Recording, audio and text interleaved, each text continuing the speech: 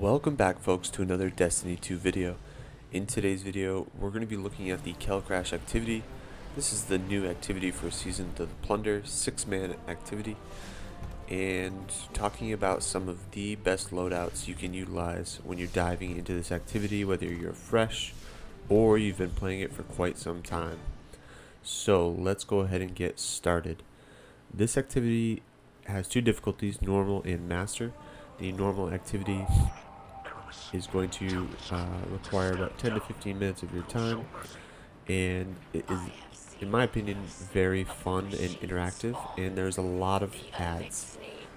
So looking at the Warlock build, I'm going to recommend here, these are all damage builds.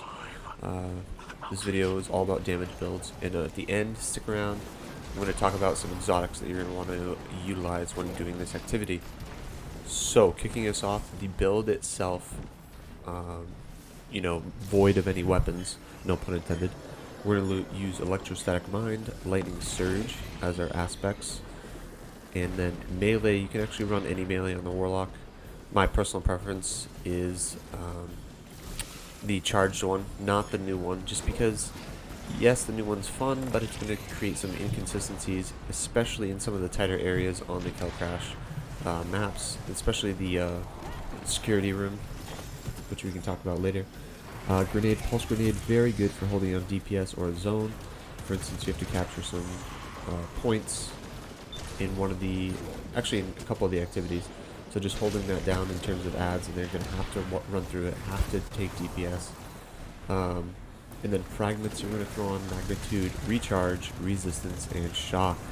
This is just going to help us out with our aspects that we've attached, as well as our grenade.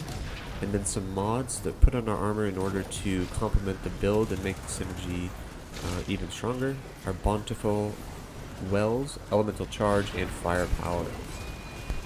Alright, so that's it for the Warlock. Now we are going to come back around and talk about some of the exotics I'm going to use on each character at the end of the video. But first I just wanted to go through the builds themselves. So next we have our Titan build here, and this, in my opinion, Titan is my favorite Arc 3.0 character. Please let me know what you guys are really liking this season in the comments below. For aspects, I'm going to use Juggernaut and Touch of Thunder. Now, for this particular build, keep in mind it's a damage build, so if you don't like Juggernaut, this might not be the build for you. In the video gameplay, in the background, I do not have Juggernaut on, but this is one of the builds I regularly utilize when using this activity. For melee, I'm actually going to use Thunderclap. I find it situationally helpful in this activity particularly, and there's some good synergy with it with some of the fragments as well, and just utilizing the whole jolt aspect. Some of the other shoulder charge, very strong, of course. Good movement ability there, and then the ballistic slam, albeit fun, I don't see it being as useful in this activity. Now, if you agree or disagree, let me know on the melee. And then grenade, you can really run any. My personal preference here, and I think the absolute winner for this one, is the storm grenade for the Titan, especially with that fragment. But that isn't this build necessarily. This build is more focused just on damage, not necessarily ad clearing or anything of that nature. So fragments, we're going to run ions, recharge, resistance, and shock. You're going to kind of notice a theme in some of the fragments, just having some that are just too good not to run this season. And then mods, Ashes to Assets, Elemental Ordnance, and Font of Wisdom. Now this particular damage build is really utilizing up close encounters as its strong suit, so you're going to want to run something like a shotgun or an SMG, both very viable this season, and you can get them from many different locations. And lastly in our video, not necessarily my favorite, it's not best for last, but we're going to be talking about the Hunter build we want to utilize for the Kellcrash. Again, just a damage build, not necessarily the best overall build for your playstyle, but I want to keep that in mind as well. Just a damage build. So we're going to run Aspect, Flow State, Lethal Current. Melee is Tempest Strike, which in my opinion is the best Hunter melee. Grenade, Skip Grenade. Also, again, Storm is a great option for this encounter as well. fragments, amplitude, discharge, feedback, and resistance. And then for mods, we're going to use Font of Might, Hands-On, and Powerful Friends. Gaining some additional mobility here with Powerful Friends. Font of Might, of course, being that damage boosting perk.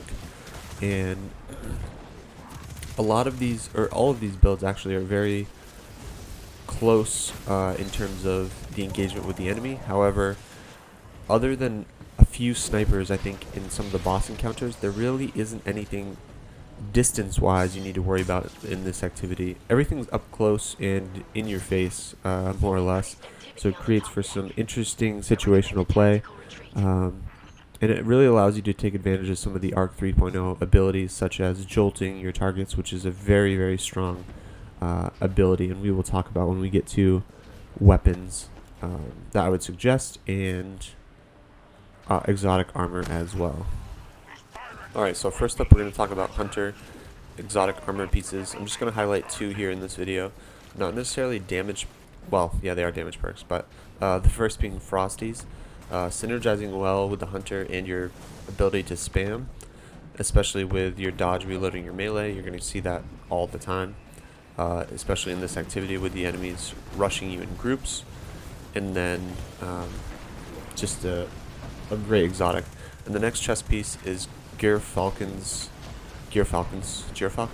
Anyways, dodging, coming out of invisibility grants you a damage boost, and your enemies or your allies overshields next to you.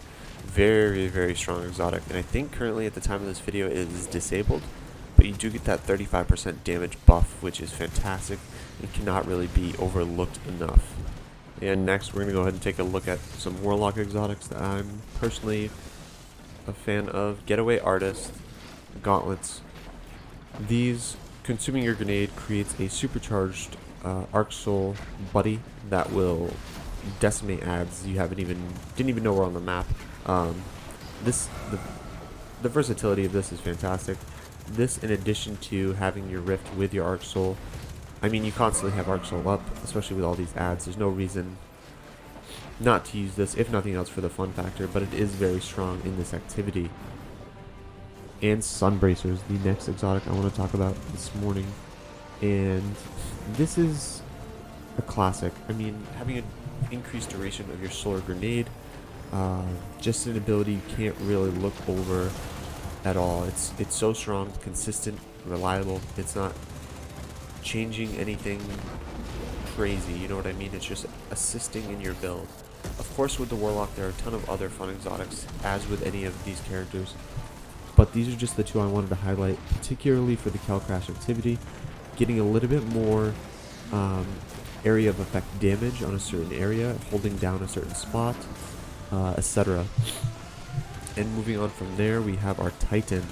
Now, for the Titan build, again, I just want to preface it by saying there's a lot of fun exotics we can run, but I'm going to choose the Heart of Inmost Light as my first option. This chest piece for the Titan just provides additional ability recharge with your arc abilities, and it increases the damage of your other ones as well.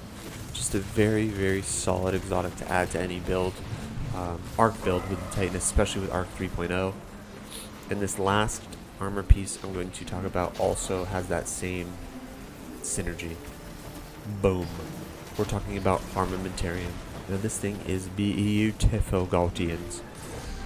Giving you an additional grenade, how simple, right?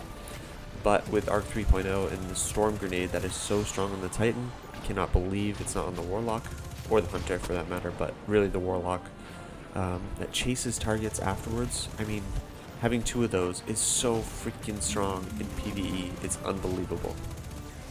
Now, let's go ahead and talk about a few weapons I would recommend. I'm just going to talk about exotic options for this activity to fill that slot. The first being Witherhoard. Of course, the one I'm using in this gameplay. Absolute boss at add clear. You can shoot it and forget it. Excellent option if you don't have it. Moving on from there, something even easier to acquire is the Risk Runner. The exotic SMG in your energy slot. Fantastic choice for all this arc that's blasting around this map. You really can't go wrong with it. And of course, another staple is Thunderlord from this season. The exotic heavy machine gun that just puts down not only DPS but add clearing in its ability of striking lightning down, and with the catalyst it getting replenished ammunitions. So those would be my top 3 exotics for this activity. Please let me know what your top 3 are in the comments below and what you thought of this video. I will see you guys in the next one. Peace. This is how House Salvation will put an end to the violence that has followed us since the